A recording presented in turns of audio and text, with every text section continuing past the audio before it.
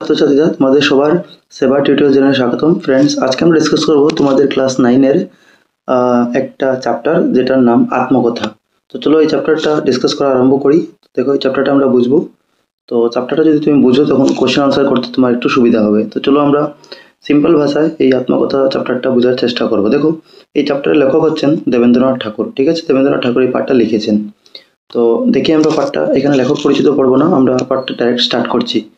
তো এখানে বলছে, প্রথম লাইনটা এখান থেকে শুরু হচ্ছে, দিদিমার মৃত্যুর পর একদিন আমার বৈঠকখানায় বসিয়ে আমি সকলকে বলিলাম যে। এখন এখানে অ্যাকচুয়ালি দেবেন্দ্রনাথ ঠাকুর যিনি লেখক আছেন, ওনার দিদিমার মৃত্যু হয়েছে। ঠিক আছে, আর ওনার দিদিমার মৃত্যুর পর কি হয়েছে, একদিন বৈঠকখানায় বসে তিনি সকলকে বললেন। তো বৈঠকখানা বলতে আমরা কি বলি, মানে নাম থেকে বোঝা যাচ্ছে যেখানে বৈঠক করা হয়, মিটিং করি আমরা। এখানে জেনারেলি আমাদের ঘরে একটা রুম থাকে, যেটা আমাদের ঘরের সামনের দিকেই থাকে, এক কিনারে থাকে। যখনই বাইরের মানুষ কেউ আসে তো আমরা সেই রুমটা থেকে ওদেরকে বসবার জন্য দিই। ঠিক আছে, তো যেটাই চাও, যেটা খাওয়ার জন্য তো ওদেরকে দেই।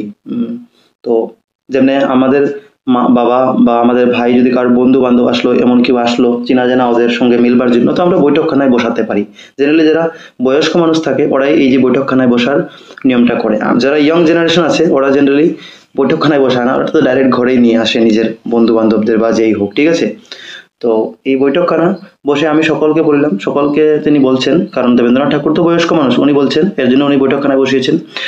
সব সব বসে গপ করছেন হয়তো। তো কি বলছেন দেখো, সকলকে বলছেন যে আমি আজি কল্পতরু হইলাম। উনি বলছেন যে আজকে আমি কল্পতরু হয়ে গেছি। তো কল্পতরু মানে কি, কল্পতরু মানে তোমাদের বইয়ে শব্দার্থ দেখবে পিছন দিকে। কল্পতরু মানে এক ধরনের গাছ, যে তোমার যা ইচ্ছা থাকবে সেটা মনোকামনা পূর্ণ করে। তুমি যেটা সেখান থেকে, মানে তার থেকে চাইবে গাছটার থেকে, সেটা তোমার মনোকামনা পূর্ণ করে। ঠিক আছে, মানে সর্বকামনা পূরণকারী এরকম একটা বৃক্ষ, এটার অর্থ। তো তিনিও ওই দিন নিজেকে কল্পতরুর মতো মনে করছেন আর নিজেকে বলছেন যে আমি কল্পতরু হইলাম আজ। ঠিক আছে, মানে যেটা তোমরা ইচ্ছা চাইবে আমার কাছ থেকে আমি তোমাদেরকে দিতে পারবো, এরকম তিনি বলছেন। আমার নিকটে আমার দিবার উপযুক্ত যে যাহা কিছু চাইবে। এখন তিনি আরো বলছেন যে আমি যতটুকু দিতে পারি, আমার দ্বারা যতটুকু দেওয়া হবে, তোমরা যেটা চাবে আমি তাহাই দিব। ঠিক আছে, যে যেটা চাইবে তিনি যতটা দিতে পারবেন, সামর্থ্য তার যতটা সেটা দিবেন। এরপর দেখো, আমার নিকট আর কেহ কিছু চাইলেন না, কিন্তু কেউ আর তার কাছে কিছু চাইলো না, কেবল আমার জ্যেষ্ঠ তাতপুত্র।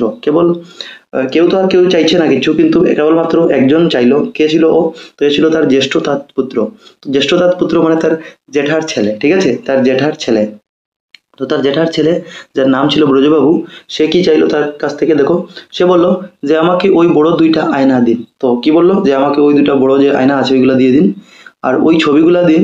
আরো কি চাইছে, বলছে ওই যে ছবিগুলো ওইটাও দিন, আর ওই জরির পোশাক দিন, আর ওই যে পোশাক রাখা আছে এখানে এগুলো আমাকে দিয়ে দাও। দেখো, এই তিনটা জিনিস চাইলো। কে চাইলো? ব্রজবাবু। কার কাছ থেকে চাইলো? দেবেন্দ্রনাথ ঠাকুরের কাছ থেকে। ঠিক আছে, তো এখন দেখো, আমি তৎক্ষণাৎ তাহাকে সকলই দিলাম। তো সব কিছু দিয়ে দিলেন, যেটা চাইলেন সব দিয়ে দিলেন, কারণ নিজেই প্রথমে বলেছিলেন যে আমি আজকে কল্পতরু হয়েছি। কল্পতরু মানে যে যেটা চাইবে সেটা তাকে দিতে হবে।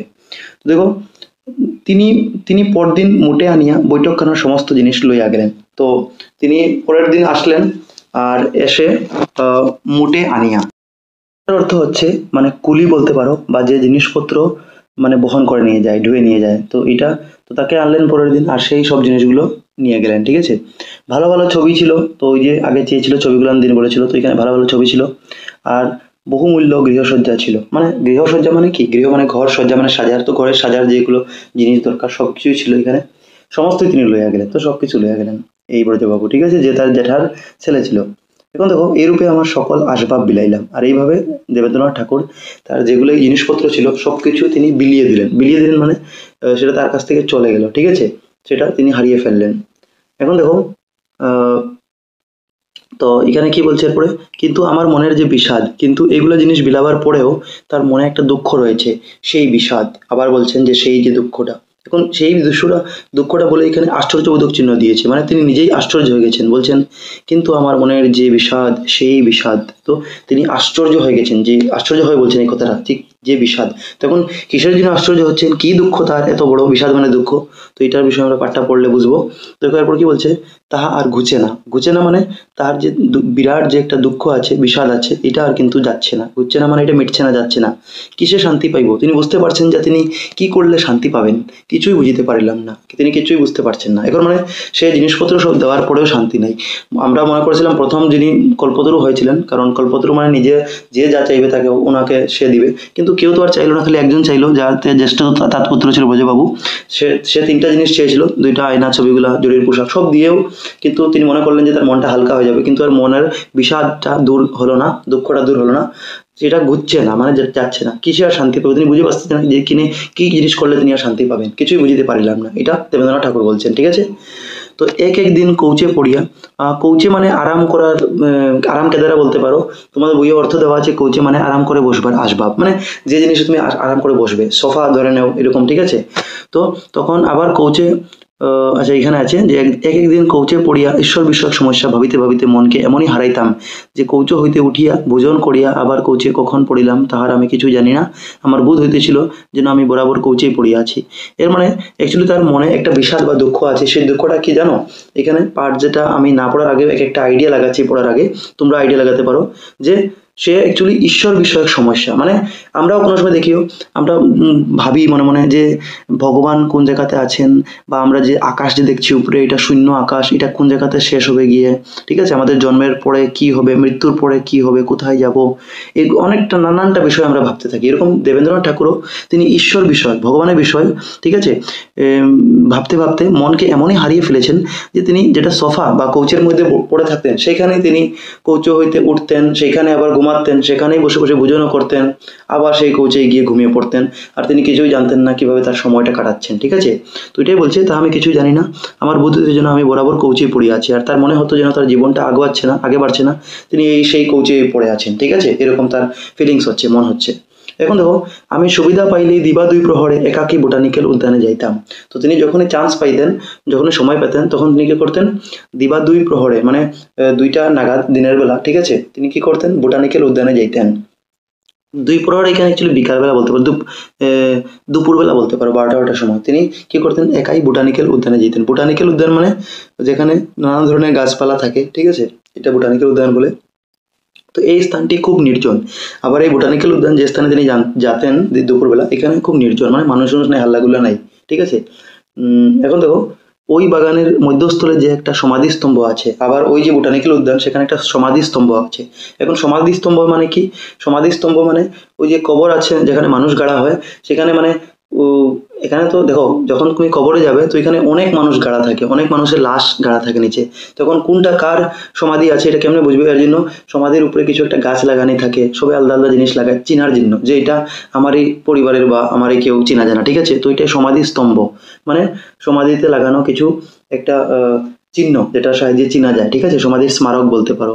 তো আমি গিয়া তাহাতে বসে থাকিতাম, তো তিনি গিয়া এখানে বসে থাকতেন, ঠিক আছে। তো মনে বড় বিষাদ, তার মনে বড় দুঃখ, সেখানে বসে গিয়েও তার মনে বড় দুঃখ। চারিদিক অন্ধকার দেখিতেছি, তিনি মনে যেন একদম সবকিছু অন্ধকার দেখছেন, ঠিক আছে। বিষয়ের প্রলোভন আর নেই। বিষয় বলতে এখানে মানে হয় না, কারোর জীবনে তার কোনো আশা নেই, তার কোনো মানে বড় কিছু পাইবার আশা নেই, তার মনে এরকম দুঃখও নাই, মানে জীবন মানে এই জীবনটা যেন একবারে হারিয়ে ফেলেছে এরকম বোঝা যাচ্ছে তার মনে, ঠিক আছে। তার জীবনে কোনো রস নেই, এরকম কে বলে যে তার জীবনে মানে কোনো বিষয়ের প্রলোভন নেই, কোনো লোভ নেই কোনো জিনিসের, ঠিক আছে, আশা নেই। কিন্তু ঈশ্বরের ভাবও কিছুই পাইতেছি না। আশা যদিও নাই, কিন্তু ঈশ্বরের ভাবটা পাচ্ছেন না। মানুষ এমনি বলে যে তুমি যদি নিজেকে ঈশ্বরকে পেতে চাও, তবে তোমাকে মোহ মায়া এগুলো ত্যাগ করতে হবে। তিনি কি করছেন? তিনি সবকিছু ত্যাগ করার পরেও, সাংসারিক জিনিস সব ত্যাগ করে দিয়েছেন, তবু কিন্তু তাই তিনি ঈশ্বরের লাগাল পাচ্ছেন না, ঈশ্বরের ভাব কিছু পাচ্ছেন না। এটাই বলছেন তিনি। পার্থিব ও স্বর্গীয়, দেখো পার্থিব মানে কি? পার্থিব মানে সংসারে যে কিছু পাওয়া যায়, যেমনি তোমার লাইফস্টাইল আছে, তুমি ইচ্ছা হচ্ছে তুমি গাড়ি নিবে, ঘর নিবে, তোমার বাংলা হবে, ঠিক আছে, তোমার পয়সা হবে, টাকা কড়ি হবে, হ্যাঁ, চাকর হবে, এইগুলো তোমার পার্থিব।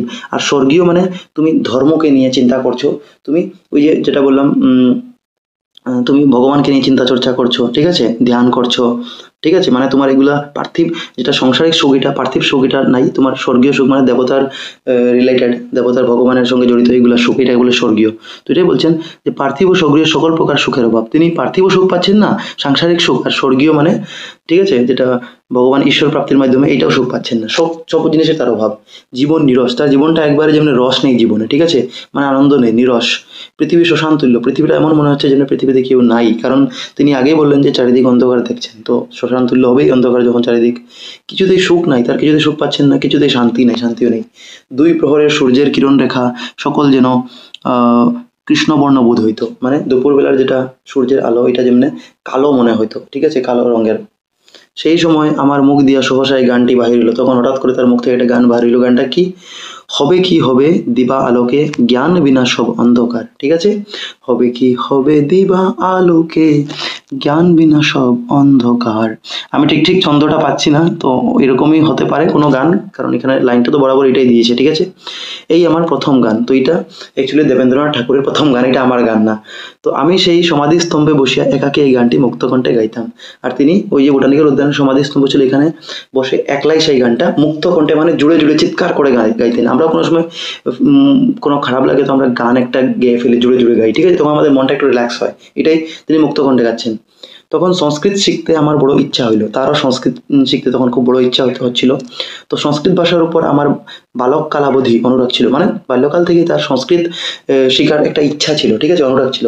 চাণক্যের শ্লোক, যিনি মহারাজ চাণক্য ছিলেন, ঠিক আছে, এখন ওনার বিষয়ে আমি বেশি বলবো না, তোমরা টিকায় পেয়ে যাবে চাণক্যকে, ঠিক আছে। প্রাচীন যুগে একজন খুব মানে ইন্টেলিজেন্ট, খুব একজন বুদ্ধিমান একজন মানুষ ছিলেন, ঠিক আছে, ব্যক্তি ছিলেন। তো চাণক্যের তিনি শ্লোক বলতেন, তো যত্নপূর্বক তখন মুখস্থ করিতাম, তখন তিনি এগুলো যত্নপূর্বক মুখস্থ করতেন, কারণ ছোটবেলা থেকে তার সংস্কৃতে একটা অনুরাগ ছিল, ইচ্ছা ছিল।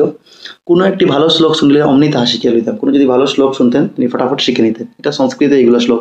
তখন আমাদের বাটি মানে বাড়িতে, তখন আমাদের বাড়িতে একজন সভা পণ্ডিত ছিলেন, তো তখন তাদের বাড়িতে মানে দেবেন্দ্রনাথ ঠাকুরের বাড়িতে একজন সভা পণ্ডিত ছিলেন, ঠিক আছে। তো এই সভা পণ্ডিতটা কে, তার নাম কমলাকান্ত চূড়ামণি। তো নাম পেয়ে গেলে কমলাকান্ত চূড়ামণি, নিবাস বাঁশবেড়ে, মানে কমলাকান্ত চূড়ামণি কোথায় থাকেন, তো তার ঘর বাঁশবেড়ে বলে একটা জায়গা এখানে। তিনি অগ্রে গোপীমোহন ঠাকুরের আশ্রয়ে ছিলেন, এর মানে কমলাকান্ত চূড়ামণি এই দেবেন্দ্রনাথ বাড়িতে থাকার আগে, সভাপণ্ডিত হওয়ার আগে তিনি গোপীমোহন ঠাকুরের আশ্রয়ে তার ঘরে ছিলেন, ঠিক আছে। তো এটা প্রশ্ন বনবে এখান থেকে, কমলাকান্ত চূড়ামণি কোথায়, মানে দেবেন্দ্রনাথ ঠাকুরের ঘরে থাকার আগে কোথায় থাকতেন, তো গোপীমোহন ঠাকুরের আশ্রয়ে, ঠিক আছে। পরে আমাদের হন, এরপরে ওনার বাড়িতে আসেন। দেখো তিনি সুপণ্ডিত ও তেজস্বী, তিনি অনেক সুপণ্ডিত ছিলেন, বিদ্যমান ছিলেন, ঠিক আছে, জ্ঞানী ছিলেন ও তেজস্বী ছিলেন।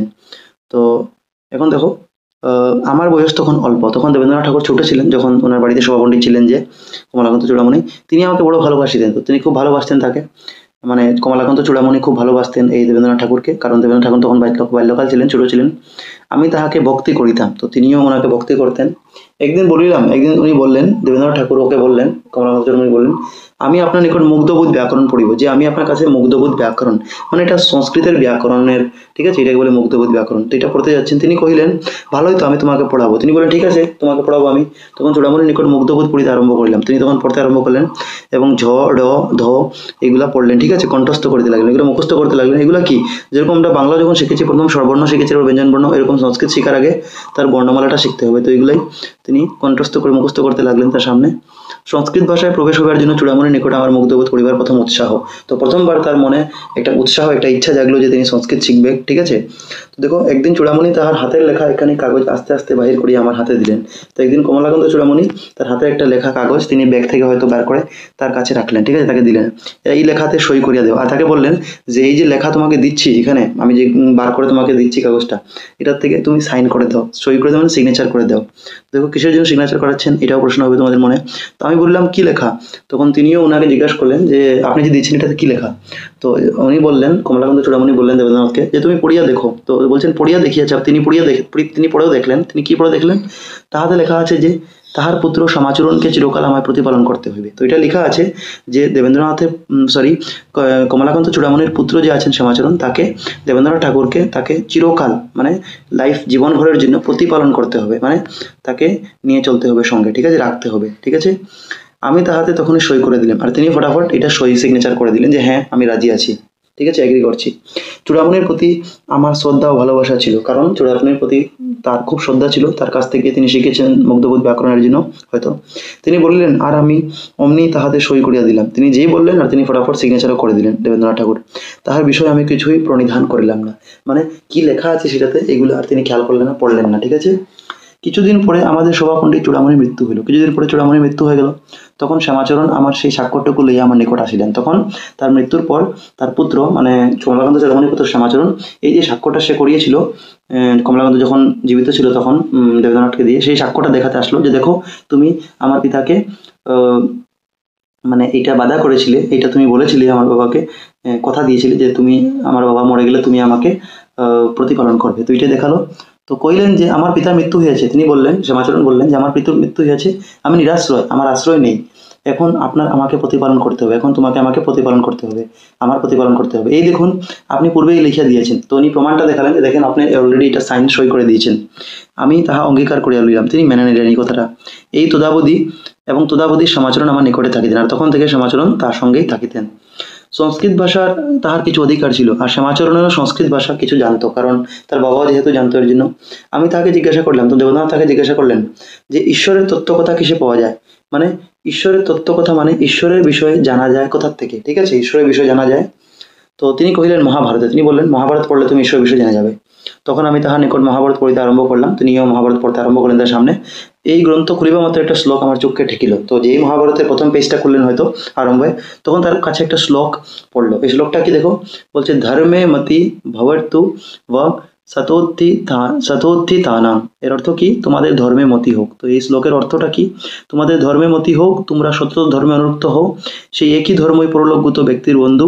অর্থ ও স্ত্রীদিগকে নিপুণরূপে সেবা করিলেও তাহাদিগকে আয়ত্ত করা যায় না এবং তাহাদের স্থিরতাই নাই। মানে এই যে শ্লোক, এটার অর্থ কি, যে তোমাদের সবের মানে যারা এই শ্লোকটা পড়ছো তাদের সবের ধর্মে মতি হোক, তোমরা যেন ধর্মকে আরো জানার ইচ্ছা করো, তোমরা সতত ধর্মে অনুরক্ত হও, তোমরা ধর্মকে মেনে চলো, আগে বাড়াও, সেই একই ধর্মই পরলোকগত ব্যক্তির বন্ধু।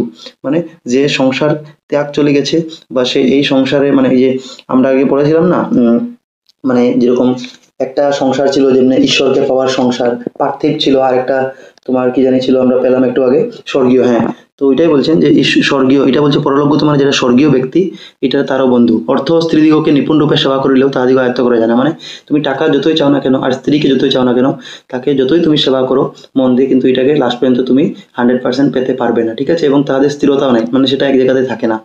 মহাভারতে এই শ্লোকটি পাঠ করি আমার বড়ই উৎসাহ জন্মিল। তো তিনি খুব উৎসাহ পেলেন এটা পড়ে, যার অর্থটা যখন বুঝতে পারলেন হয়তো। আমার সংস্কার ছিল যে সকল ভাষাতেই বাংলা ইংরেজি ভাষার ন্যায় বিশেষ্যের অগ্রে বিশেষণগুলি থাকে। তো তার সংস্কার ছিল, সংস্কার মানে তার একটা বিশ্বাস ছিল যে এই সকল ভাষাতেই, সব ভাষাতেই বাংলা এবং ইংরেজি ভাষার ন্যায়, বাংলা ইংরেজি ভাষার ন্যায় মানে এর মতো বিশেষ্যের অগ্রে, বিশেষ্য মানে ইংলিশে বলে নাউন, ঠিক আছে, তো নাউনের আগে কি, অগ্রে মানে আগে, বিশেষণ মানে অ্যাডজেক্টিভ, বিশেষণগুলি থাকে। তো নাউনের আগে অ্যাডজেক্টিভ থাকে, তার এটা মনে ছিল, মানে তার এটা ধারণা ছিল। কিন্তু সংস্কৃতি দেখলাম, কিন্তু সংস্কৃতি কি দেখলেন যে বিশেষ্য এখানে, বিশেষণ সেই সেখানে।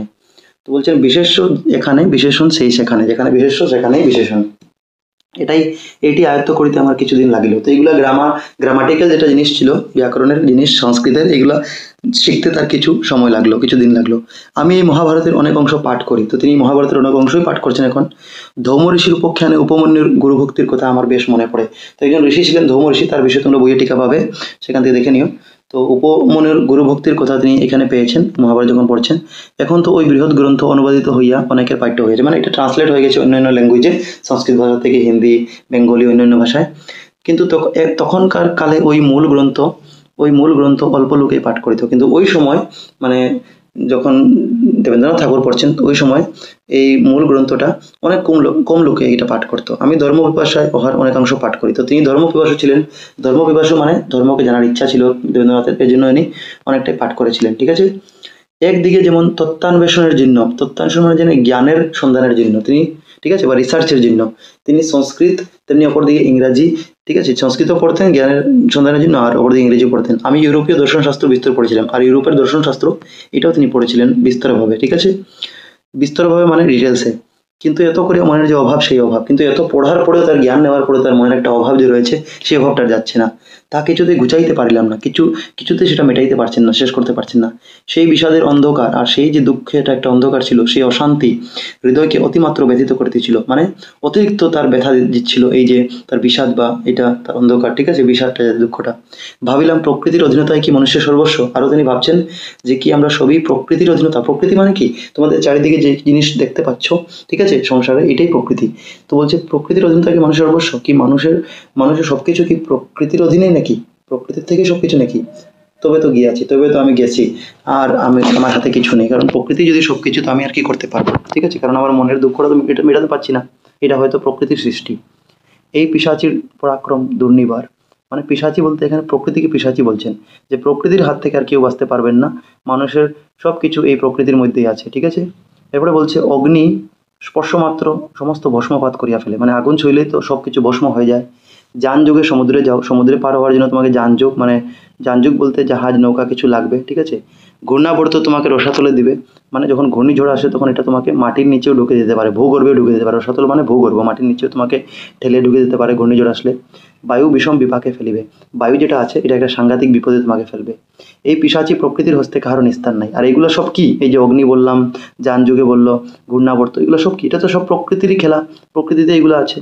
তো এই পিশাচি মানে প্রকৃতিটা, এইগুলো জিনিস প্রকৃতির হস্তে কাহারও নিস্তার নাই, প্রকৃতির থেকে কেউ বাঁচতে পারে না। আর ঠিক আছে, ইহার নিকট নতশিরে থাকাই যদি চরম কথা হয়, তবে তো গিয়াছি। আমি যদি প্রকৃতিরকেই যদি মাথা নিয়ে থাকতে হয়, মাথা নিয়ে থাকতে হয় প্রকৃতির আগেই, তবে তো আমি আর গিয়াছি, আমি আর এগুলো বিষাদ মেটাতে পারবো না। আমাদের আশা কে, ভরসা কে? আমাদের আশা আর কে, ভরসা আর কে, যদি প্রকৃতি সব কিছু? তবে কারণ প্রকৃতির আগে তো আমরা কিছু করতে পারবো না, প্রকৃতি যখন যেটা ইচ্ছা এটা বিনাশ করে দিবে। ঠিক আছে, এরপর দেখো, আবার ভাবিলাম যেমন ফটোগ্রাফারের কাঁচপাত্রে সূর্যকিরণের দ্বারা বস্তু প্রতিবিম্বিত হয়। ফটোগ্রাফারের কাঁচপাত্র মানে ফটোগ্রাফ যেটা ক্যামেরা নেয়, এটা যেটা গ্লাস আছে, এটাতে যখন সূর্যের আলো পড়ে তো এটা লাইটটা কি হয়, রিফ্লেক্ট হয়, পিছন দিয়ে ঘুরে আসে, প্রতিবিম্বিত হয়। সেইরূপ বাহ্য ইন্দ্রিয় দ্বারা মনের মধ্যে বাহ্য বস্তুর একটা আভাস হয়। মানে বাহ্য ইন্দ্রিয় বলতে তোমার যেটা চোখ আছে, এটা দিয়ে তুমি যেটা দেখছো, এটা কি হচ্ছে, বাইরের বস্তু খালি তুমি দেখতে পাচ্ছ। ঠিক আছে, কিন্তু ভিতরের জিনিস কি তুমি এটা দেখতে পারছো না। ঠিক আছে, যেমনি তুমি একটা মানুষকেও যখন দেখবে, তখন তুমি তো আর তার ভিতরে এক্সরে করবে না, তুমি জাস্ট উপরে উপরে দেখবে, কিন্তু তার মনের ভিতরে কি চলছে এটা তুমি আর জানতে পারবে না। এটাই বলছে যে মনের মধ্যে বাহ্য বস্তুর একটা অবভাস হয়, তো বাইরের জিনিসটারই একটা আভাস হয় আমাদের মনে, আমরা একটু তার কথাটা ভাবি। এটাই তো জ্ঞান, এটাকে তো জ্ঞান বলছে। এই পথ ছাড়া জ্ঞান লাভের আর কি উপায় আছে? এর ছাড়া আর কি জ্ঞানের উপায় আছে? কারণ বাইরের জিনিস দেখতে পারবো, আমি তো আর ভিতরের জিনিস দেখছি না। ঠিক আছে, ইউরোপের দর্শনশাস্ত্র আমার মনে এরূপ আভাস আনিয়াছিল, তো ইউরোপের দর্শনশাস্ত্র পড়ে তিনি এইগুলো জিনিস বুঝেছিলেন তাড়াতাড়ি। ঠিক আছে, একজন নাস্তিকের নিকট এইটুকুই যথেষ্ট। নাস্তিক মানে যে ভগবানকে মানে না, শ্রদ্ধা করে না, ঈশ্বরকে যে শ্রদ্ধা করে না। ঠিক আছে, তার এইটুকুই যথেষ্ট। তাকে যদি এই জিনিসটাই বলে দাও, তো তার কাছে এটাই যথেষ্ট, আর তোমাকে কোশ্চেন করবে না, আর কিছু চায় না। সে প্রকৃতি ছাড়া আর কিছু চায় না। তো নাস্তিক মানে সে ভগবানকে এমনি মানে না, তো সে প্রকৃতি ছাড়া আর কিছু চায় না। কিন্তু আমি ইহাতে কিরূপে তৃপ্ত হইব? কিন্তু লেখক যে দেবেন্দ্রনাথ ঠাকুর, তিনি তো আর, তার মনে একটা বিষাদ আছে, তিনি ভগবান ঈশ্বররূপকে জানতে চাচ্ছেন, ঈশ্বর কী জিনিস। তো তার মনের যে বিষাদটা, সেটা কীভাবে তৃপ্তি করবেন, সেটা কীভাবে মেটাবেন? আমার চেষ্টা ঈশ্বরকে পাইবার জন্য। দেখো আবার বলছেন, তার চেষ্টা ঈশ্বরকে পাওয়ার জন্য। অন্ধবিশ্বাসে পাবেন না, কিন্তু তার ইচ্ছা জ্ঞানের আলোকে তিনি ঈশ্বরকে পাবেন, এটা তার ইচ্ছা। ঠিক আছে, তাহা না পাইয়া আমার ব্যাকুলতা দিন দিন আরও বাড়িতে লাগিল। তার মনের একটা পিপাসা, জ্ঞান পিপাসা, এটা দিনে দিনে বাড়তে লাগলো, যখন তিনি পেলেন না এগুলো জিনিস। একবার ভাবিতাম আমি আর বাঁচিব না, আরও মনে মনে ভাবতেন যে আমি যদি এগুলো জিনিস না জানি, জ্ঞানটা না পাই, ঈশ্বরকে না জানি, তবে আমি আর বেঁচে থাকি আমার লাভই নেই। ঠিক আছে, তো এর সঙ্গে পাঠটা শেষ হলো। আশা করি তোমরা পাঠটা একটু বুঝেছো। Thank you for watching.